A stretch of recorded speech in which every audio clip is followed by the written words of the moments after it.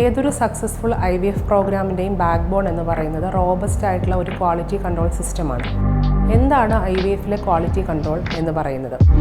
ഞാൻ ഡോക്ടർ ജിഷ. ഞാൻ Renai centre for fertility and reproductive ഹെൽത്തിലെ IVF ക്ലിനീഷ്യനാണ്.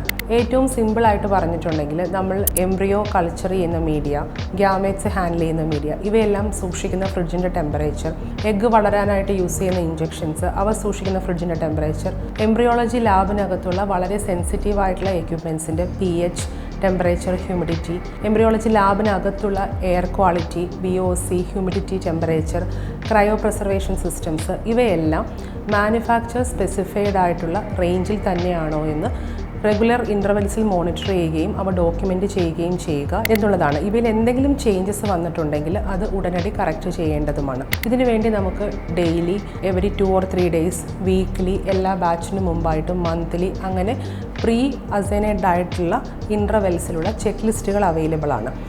ഇതോടൊപ്പം തന്നെ എല്ലാ 3 മാസം കൂടുമ്പോഴും clinical parameters, clinical success rates, ലാബിലെ പാരാമീറ്റേഴ്സ്, ഇവയെല്ലാം ഒരു ഇൻറ്റേർണൽ ഓഡിറ്റ് നടത്തുകയും അതിൽ നിന്ന് അവൈലബിൾ ആയിട്ടുള്ള ഇൻഫർമേഷൻസുമായിട്ടുള്ള അപ്ഡേറ്റ്സുമായിട്ട് നമ്മൾ മുന്നോട്ട് പോവുകയും ചെയ്യുന്നു.